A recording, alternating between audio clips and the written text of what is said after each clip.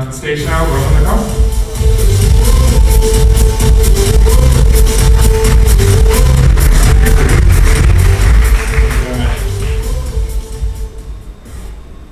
What an audience. So today I want to talk about one of the maybe most important stories in technology over the last year, and yet one of the lesser knowns, which is open data and the opening of government data. Lots of things have happened in 2010, especially over the last, since 2009 the US has started opening data online, the UK, France has announced it would put some national data online, even Paris, right here, announced that at the beginning of next year they would have this open government API. And I think this is something extremely important, this trend that we're observing, because it's literally the first time a government is opening APIs like companies. It matters for developers, it matters for startups, but most of all, I think it matters for democracy. And since we have an international audience here today, I went back to basics and the work of Alexis de Tocqueville, this Frenchman who set sail to the US in 1830 to learn about this new thing called democracy in the US. And I came back with 4 lessons that I think we can apply to open data and that I'd like to share with you today. The first lesson of open data is that we need to explore this brand new continent. Just like the US had to explore the frontier in the 19th century when Tocqueville visited it, today we have to explore this potential of opening data and building applications around public sources of information. I think we're still at the stage of 1830 in terms of potential that lies upon us. This was New Amsterdam that we just saw, and think of all the potential for development that happened from this stage to modern cities which ran application contests for urban data on iPhones and things like this. There is a lot of things we can do, and interestingly enough, it's something that's available for everyone. It's not just about the iOS toting crowd, it's also for humanitarian applications such as disaster relief apps that we've seen over 2010. I think the second really important lesson is the importance of the press.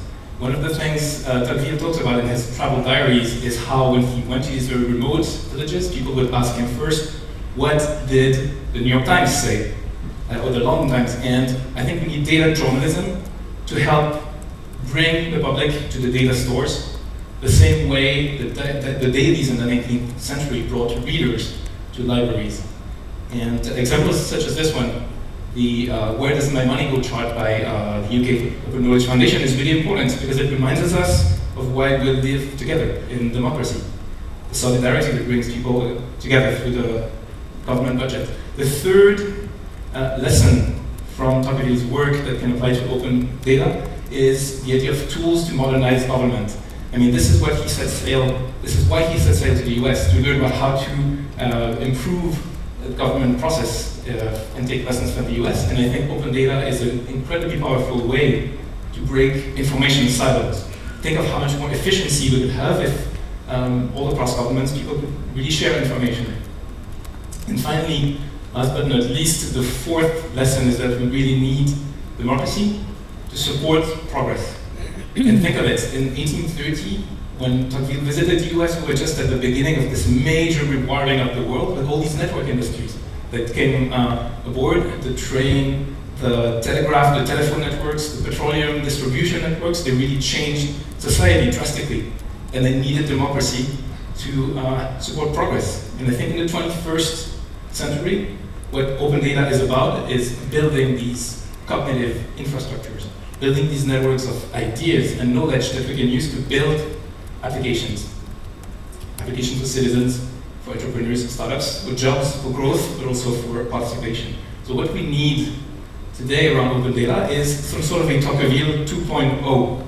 It's this collaborative effort to lead open data to become a source of progress in society. And I want to leave you with a quote from Tocqueville himself, who said that the most difficult part in a novel, as in a revolution, is to invent the end. And we need you together to invent where open data is going to lead us. Thank you very much. Thank you.